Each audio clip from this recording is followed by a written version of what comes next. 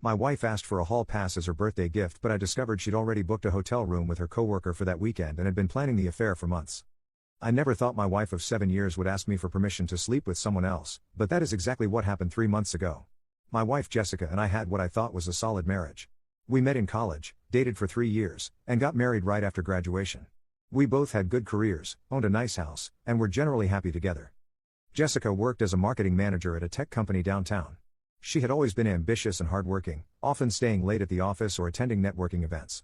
I trusted her completely and never questioned her dedication to her career. I worked as a software engineer at a different company with more flexible hours, which meant I handled most of the household responsibilities. Our relationship had its ups and downs like any marriage, but nothing that seemed concerning. We went through a rough patch about a year ago when Jessica seemed distant and stressed. She blamed it on work pressure and a demanding new project. I tried to be supportive by taking on more at home and giving her space when she needed it. Things seemed to improve after a few months. Jessica became more affectionate again and we started making more effort to spend quality time together. We went on weekend trips, had regular date nights, and talked about maybe starting a family in the next few years. I thought we had worked through whatever issues were bothering her. Then 2 months ago, Jessica started mentioning how her 30th birthday was coming up. She said she wanted to do something special and meaningful to mark entering a new decade. I suggested we take a trip somewhere she had always wanted to go, maybe Europe or the Caribbean. Jessica said she would think about what she really wanted. A few weeks later, Jessica sat me down for what she called an important conversation about her birthday wish. She seemed nervous and took a while to get to the point. Finally, she said she had been doing a lot of thinking about her life and marriage.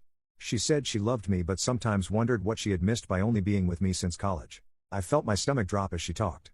Jessica explained that several of her friends had gotten married young and later regretted not experiencing more before settling down. She said she did not want to have those regrets. She had been reading about couples who occasionally open their marriages to explore with other people while maintaining their primary relationship. Then Jessica asked if I would consider giving her a hall pass for her birthday. One night where she could be with someone else without it being considered cheating. She promised it would just be physical, not emotional, and that it would actually strengthen our marriage by removing any lingering what-ifs she had about other experiences. I was stunned. I asked if she was seriously requesting permission to cheat on me as a birthday present. Jessica got defensive and said it would not be cheating if we both agreed to it. She said lots of modern couples had arrangements like this and that I was being closed-minded by not even considering it. I told Jessica I needed time to process what she was asking. She seemed frustrated but agreed to give me space to think. Over the next few days, I felt sick every time I thought about it. The idea of Jessica with another man made me feel betrayed even though technically she was asking permission first. I tried to talk to my best friend David about it without giving too many details. I framed it as a hypothetical question about open relationships. David said he could never be okay with that arrangement and thought it usually meant someone was already cheating or planning to. His comment stuck with me. Something about Jessica's request felt off beyond just the obvious hurt. The more I thought about it, the more suspicious I became. Jessica had been very specific about wanting this for her birthday, which was 3 weeks away. That timeline seemed oddly precise for someone just exploring a theoretical idea. I decided to do something I had never done before and look through Jessica's phone. I felt guilty about invading her privacy, but my instincts were screaming that something was wrong. I waited until she was in the shower one evening and quickly scrolled through her messages. What I found made my blood run cold. There was a text thread with someone named Blake from her office. The messages going back months were flirtatious and progressively more explicit. Recent messages made it clear they had been planning to spend a weekend together for Jessica's birthday. Blake had sent Jessica confirmation details for a hotel room he had booked for the weekend of her birthday. The reservation was for 2 nights at an expensive downtown hotel. Jessica had responded with excitement and anticipation, talking about how she could not wait to finally be together properly. I felt like I had been punched in the gut. Jessica had not been asking for a hall pass to explore a theoretical curiosity. She had already been having an emotional affair at minimum, had specific plans to sleep with her coworker, and wanted me to give her permission so she could do it guilt-free. I took screenshots of everything on my phone before Jessica got out of the shower. My hands were shaking as I captured the evidence. The messages showed they had been involved for at least 6 months, which lined up with when Jessica had been distant and stressed. That rough patch had not been about work pressure. It had been about her affair with Blake. When Jessica came out of the bathroom, I acted normal. I had not decided what to do yet and needed time to think strategically. Jessica asked if I had thought more about her birthday request. I said I was still considering it but was leaning toward no. She looked disappointed but said she hoped I would change my mind. Over the next week, I continued gathering evidence while pretending everything was fine. I checked our credit card statements and found charges for lunches and coffee with Blake that Jessica had never mentioned. I looked at her location history and saw she had been to his apartment multiple times when she claimed to be working late or at networking events. I also discovered that Blake was recently divorced. According to his social media, his divorce had been finalized about 8 months ago. The timeline suggested that maybe Jessica's affair had contributed to his marriage ending, or at least had started while he was still married. The level of deception was staggering. Jessica had been lying to me for months while carrying on with Blake. She had used work as a cover story repeatedly. And now she was trying to manipulate me into giving permission for what she was already planning to do anyway. I made an appointment with a divorce lawyer to understand my options. The lawyer reviewed the evidence I had gathered and said it was clear proof of infidelity. She advised me to continue documenting everything but warned me not to confront Jessica until I had my financial affairs in order and had decided on my strategy. I followed the lawyer's advice and quietly prepared. I opened a separate bank account and started transferring my paychecks there. I gathered all our financial documents and made copies. I documented our assets and debts. I did all of this while still pretending to consider Jessica's hall pass request. Jessica's birthday was now 2 weeks away. She was getting anxious about my answer and brought it up more frequently. She tried different approaches to convince me, sometimes being sweet and affectionate, other times suggesting I could have a hall pass too if that made it fair. I told Jessica I had decided on my answer and wanted to talk about it over dinner on her actual birthday. She seemed hopeful that I might agree. She said she appreciated me being open-minded enough to really think about it. The irony of her thanking me for considering her cheating request while she was already cheating was almost laughable. Update 1. Jessica's birthday arrived. I had made reservations at an expensive restaurant she loved. She seemed excited and dressed up nicely for our dinner. She probably thought I was going to give her the hall pass as a romantic birthday gesture. Instead, I was planning to blow up her entire world. We sat down at the restaurant and made small talk while looking at menus. After we ordered, Jessica brought up her birthday wish. She said she had been thinking about it constantly and really hoped I would understand how important this was to her. She promised it would not change anything between us and might actually make our marriage stronger. I let her finish her pitch. Then I pulled out my phone and opened the screenshots I had taken of her messages with Blake. I slid the phone across the table and told her to take a look. Jessica's face went pale as she scrolled through the images. She tried to hand the phone back and deny it, but I told her I had plenty more evidence. I laid out everything I knew. The 6 months of affairs, the hotel room Blake had already booked, the lies about working late, all of it. Jessica tried to stammer out explanations, but nothing she said made sense. She claimed it was not what it looked like, that Blake was just a friend, that the messages were taken out of context. I asked Jessica if she really thought I was stupid enough to believe that. I showed her more screenshots, including ones where she and Blake explicitly discussed sleeping together and how excited they were for her birthday weekend. Jessica started crying and admitting that yes, she had been involved with Blake, but she insisted it had not gone all the way yet. I told Jessica that whether they had physically slept together or not was irrelevant. She had been emotionally cheating for months and was planning to physically cheat. The hall pass request was just her trying to get permission after the fact so she would not feel guilty. Jessica broke down sobbing and said she was sorry, that she had made a terrible mistake.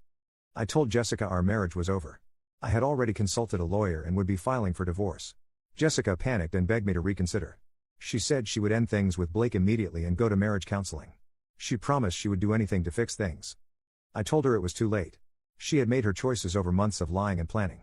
The hall pass request showed she had no real remorse or intention of stopping. She just wanted permission to continue cheating.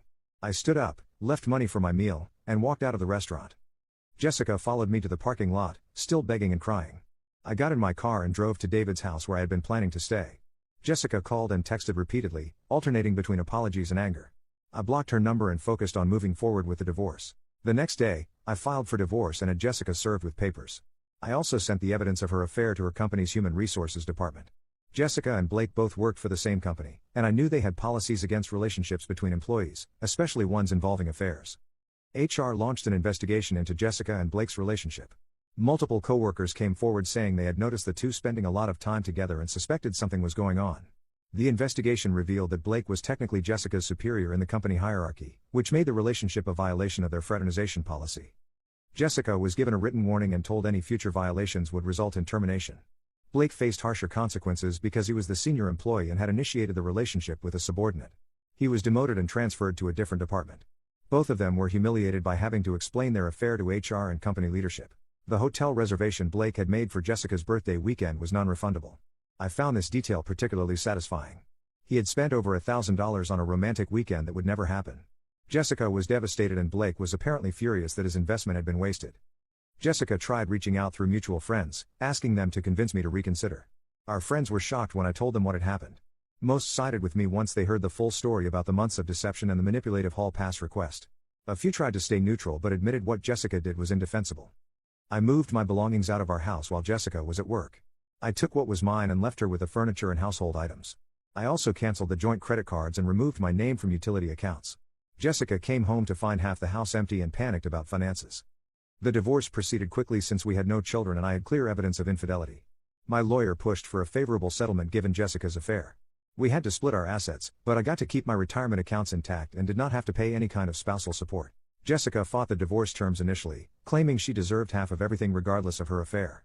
But when my lawyer threatened to present all the evidence in court and make the details public record, Jessica agreed to my terms.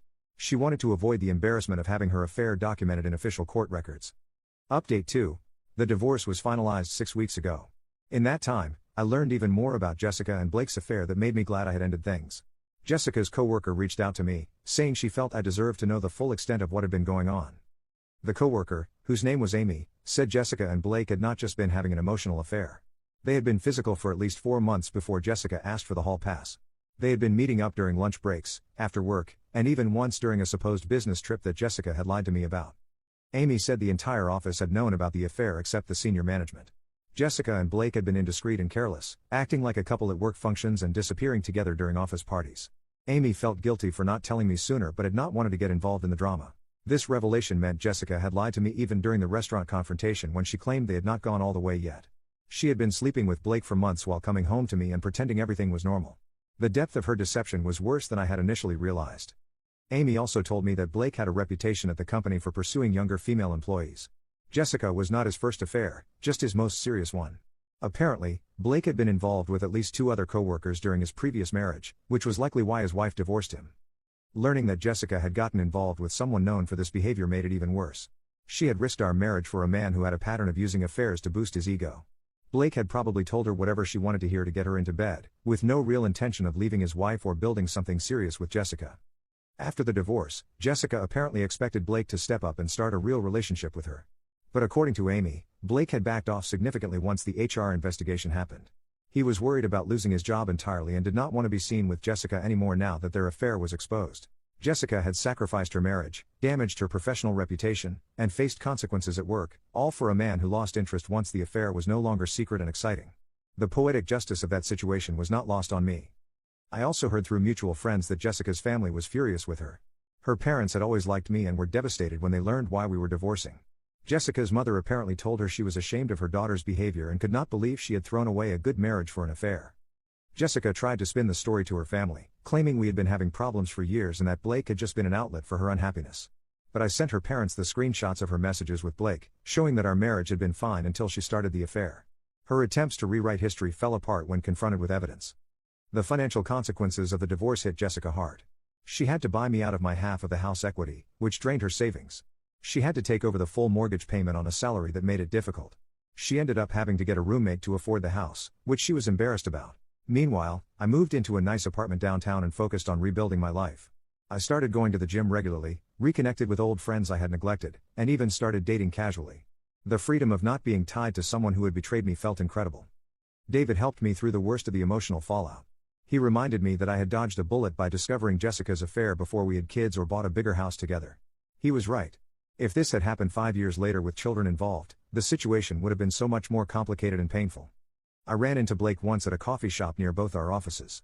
He saw me and tried to leave quickly, but I walked up to him. I did not cause a scene, just told him calmly that he was welcome to Jessica since they had both shown what kind of people they were. Blake looked uncomfortable and mumbled something about not knowing I would be there. The encounter was satisfying in its own way. Blake clearly felt guilty and awkward, even if he would never admit it. Seeing him scurry away after being confronted reminded me that cheaters are fundamentally cowards who only feel bold when hiding behind lies. Jessica made one last attempt to reconcile about a month after the divorce was final. She showed up at my apartment unannounced, saying she had made the biggest mistake of her life and wanted another chance. She claimed she had ended things with Blake completely and realized I was the one she really loved. I told Jessica that her realization had come too late and for the wrong reasons. She did not actually want me back because she loved me. She wanted me back because her affair had blown up in her face and she was dealing with consequences.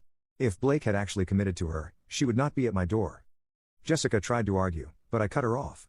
I told her I deserved someone who would not lie to me for months, plan to cheat on my birthday present, and only show remorse when facing consequences. I said she should work on herself and figure out why she was capable of that level of deception before trying to be in another relationship. I closed the door on Jessica, both literally and figuratively. She sent a few more texts over the following days, but I blocked her completely. There was nothing left to say and no reason to maintain any contact. Our marriage was over and I was moving forward. The strangest part of the whole experience was looking back at the hall pass request and realizing how calculated it had been. Jessica had not asked in a moment of honesty or vulnerability. She had strategically chosen to ask weeks before her planned affair, timing it to seem like a spontaneous birthday wish rather than permission to finalize plans she had already made. If I had agreed to the hall pass, Jessica would have gone through with her weekend with Blake and then probably convinced herself it was not really cheating since I had given permission. She would have continued the affair while maintaining the marriage as a safety net. The manipulation was breathtaking in its coldness. I shared my story with a men's support group for people going through divorces. Several guys had similar experiences of wives or girlfriends asking for open relationships after already starting affairs. It seemed to be a common tactic for people who wanted permission to continue cheating without the guilt or risk. The group helped me process the anger and betrayal I felt. It was validating to hear other men say that what Jessica did was not okay and that I had every right to end the marriage over it. Some of their spouses had convinced them to try open marriages, only to have it destroy their relationships further. I was glad I had trusted my instincts and said no. My lawyer told me about a case she had handled where a woman asked her husband for a hall pass, he agreed, and she ended up leaving him for the other man anyway. The husband felt doubly betrayed because he had tried to be understanding and open-minded, only to have his wife use that against him. Jessica would have likely done the same thing if I had agreed. Work became a refuge during this time. I threw myself into projects and got a significant promotion. My boss noticed my increased focus and dedication, not knowing it was because I was channeling my emotions into productivity. The raise and new responsibilities felt like a victory and proof that my life was improving post-divorce. I started seeing a therapist to work through trust issues that might affect future relationships. The therapist helped me understand that Jessica's choices reflected her character, not my worth as a partner. She helped me identify red flags to watch for and strategies for building healthy relationships based on honest communication. About 3 months after the divorce, I started seriously dating someone new. Her name is Lauren, and she is a teacher I met through mutual friends.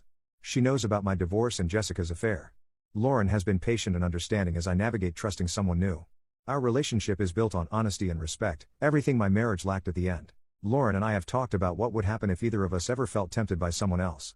We both agreed that we would talk to each other honestly rather than lie or cheat. If the relationship was not working, we would end it respectfully rather than betray trust. Having those conversations up front felt healing.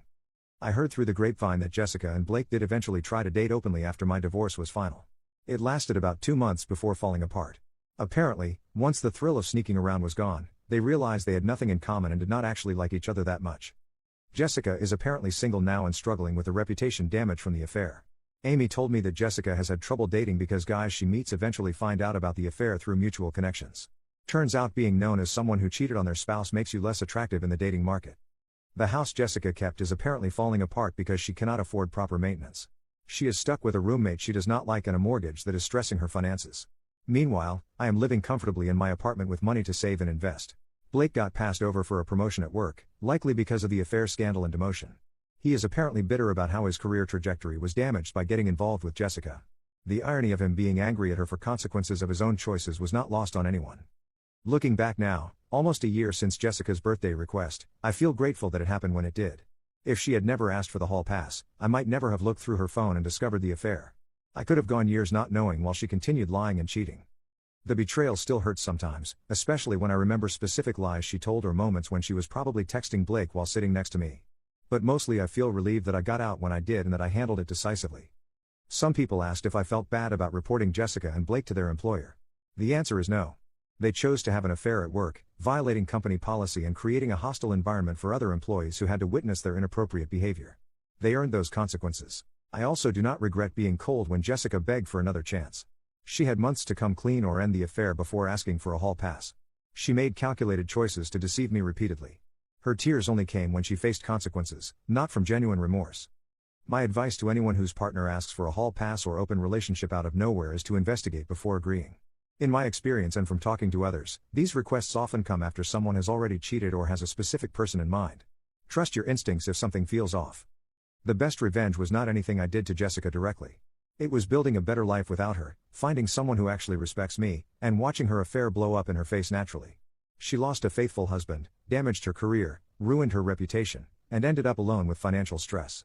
She did all of that to herself. I am happy now in ways I was not even aware I was not happy before. Dating Lauren has shown me what real partnership looks like without deception or games. My career is thriving. My friendships are stronger. And I sleep well at night knowing I am not being lied to anymore. Jessica's birthday request ended up being a gift after all, just not the one she expected. It was the push I needed to discover the truth and free myself from a fraudulent marriage. For that, I am almost grateful she was bold enough to ask.